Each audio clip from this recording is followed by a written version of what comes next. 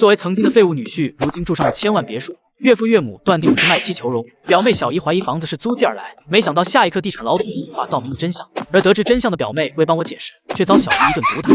一会我们要去菜市场卖水果，你脸上的伤好像还有一点，要不然多待一天再走吧。谭菲菲一脸惊愕，你们要去菜市场卖水果？在她看来，能住在这样的豪宅中，又怎么可能为了钱财发愁？当然了，不工作怎么赚钱？看着表姐和姐夫离去，谭菲菲开始有点怀疑这栋房子到底是不是姐夫买的了。难道是葛清泉借给他们暂时居住用的？在她疑惑之时，有人按响了门铃。原来是谭小姐，我是来看望叶先生的，他在吗？姐夫和我姐出去，工作了，要不然您进来等吧，我给他们打个电话。葛清泉没有拒绝。步入客厅后，葛清泉坐在沙发上，谭菲菲站在一旁，有些局促不安。葛清泉笑着道：“别紧张，我和叶先生关系很好的。对了，你是他表妹是吧？”谭菲菲连忙点头。唐仲威是我表姐。原来如此，看来唐小姐这一脉的基因都非常优秀，家里的女子都是这么漂亮。谭菲菲听得脸色发红发烫，不知道该怎么接。怎么样，这里装修的还不错吧？是我公司的施工队做的，工艺水平绝对属于行业领先。谭菲菲很是真诚地点着头。确实非常的漂亮，也很科幻，就像住在未来世界一样。葛总，您装修这房子花了不少钱吧？也没多少，大概1000万左右吧。谭菲菲听得咂舌，她下意识地问道：“花这么多钱装修，您怎么还舍得借给别人住啊？”葛清泉听得一怔，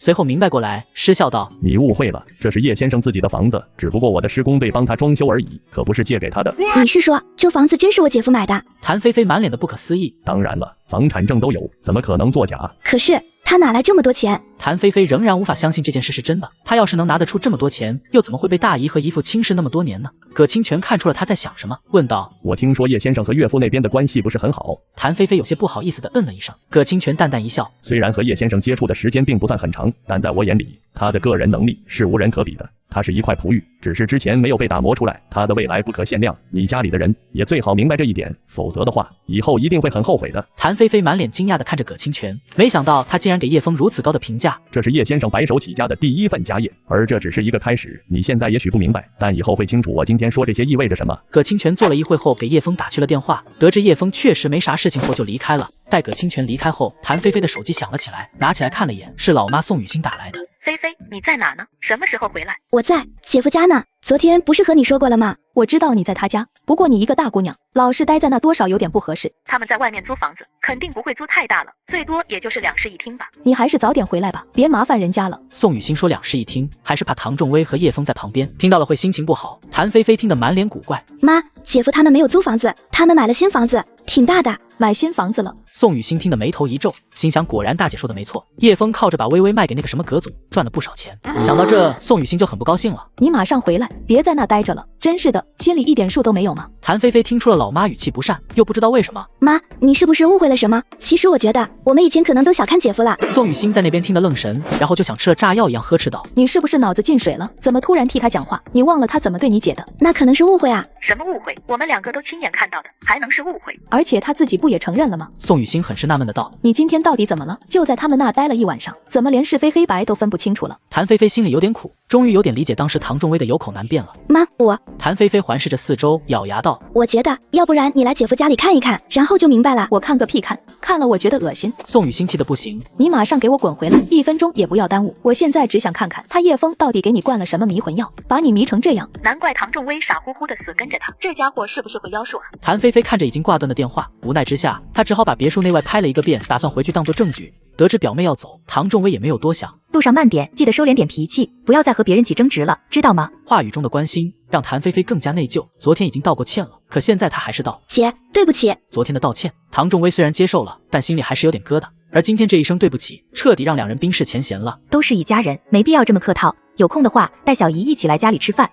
谭菲菲用力应了一声，心里坚定了一个想法。叶枫看到唐仲威脸上的开心表情，便笑着道：“怎么样，还是和家里人和睦相处比较好吧？”不久后，谭菲菲回到了家，见女儿进来，宋雨欣抄起拖鞋就要冲过来。“妈，你先别打，我有东西给你看。”“有什么东西？等我打完你再看。”宋雨欣拖鞋狠狠地打在女儿屁股，满脸的痛心疾首。“你是不知道你表姐过的什么苦日子是吗？她都那样了，你还替叶枫说话，是不是脑子坏掉了？我怎么生了你这么个没良心的女儿？”谭菲菲屁股被揍，疼得龇牙咧嘴，赶紧跑到一边，委屈地喊道：“我不是替姐夫说话，人家根本不是我们想的那样。”还一口一个姐夫，我今天不揍死你都不能算。”看他这一副不愿意听解释的样子，谭菲菲一恼，也不躲了，就那样站着大喊道：“你打吧，打死我算了。昨天没被人打死，今天死你手里，我认了。”宋雨欣这才注意到女儿脸上的伤痕，心里一惊，连忙捧着谭菲菲的脸问：“你这是怎么了？谁打你了？去过医院没有？”我昨天去酒吧和人喝酒，遇到一个神经病，是姐夫救了我，不然的话，我现在肯定还躺在医院，说不定已经死掉了。宋雨欣听得心惊肉跳。到底怎么回事？谭菲菲深吸了一口气，这才把昨天的事情缓缓描述了一番。她还算聪明，没有说自己是冲着富二代去的。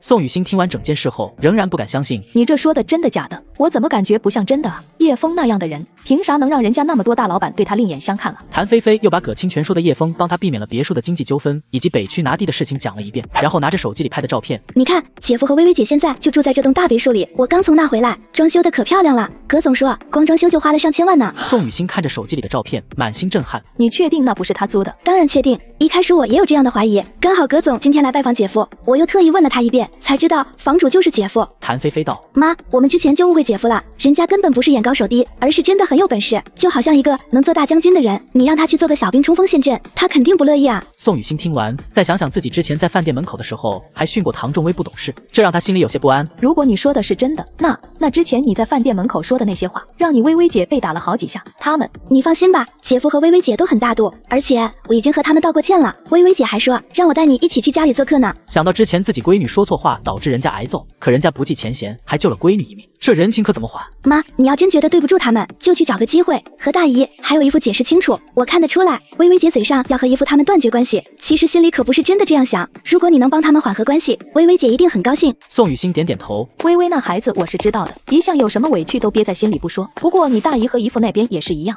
一家子都倔得很，我就算去说了，他们也未必会信啊。所以说要找个合适的机会啊。宋雨欣叹口气道：“也只能这样了。话说回来，如果叶枫真是个能人，你大姨一家人面对他的时候，还真是够难堪的。”此时的餐馆里，叶枫对面坐了一位久违的人。何先生，让你久等了，不好意思。叶先生，不要说这样的话，您是隐藏在世俗中的奇人。上次要不是您帮我算的卦，我不知道多久才能找到他。这次别说等半个小时，就算等半个月都是应该的。叶枫笑了笑，何先生这次找我应该是有什么事情吧？叶先生，我来是想邀请您去我家做客，我父亲对您非常的感兴趣，想和您见一面，不知道可不可以？然而叶枫并非真正的风水大师，上次所谓的算卦也都是从重生前的新闻资讯上看到的。虽然对老何家的事情他知道的的确不少，但万一穿帮了，岂不是很难看？因此他摇头道：“不好意思，我现在比较忙，可能没什么时间。”何元良最担心的就是叶枫不愿意去，连忙道：“叶先生，我父亲说了，只要您愿意去，可以给300万的车马费，私底下我个人再掏200万，您看行吗？”唐仲威听得有些愣神，这时候旁边却传来一声嗤笑：“随随便便就能掏出300-500万来这吃饭，吹什么牛啊？”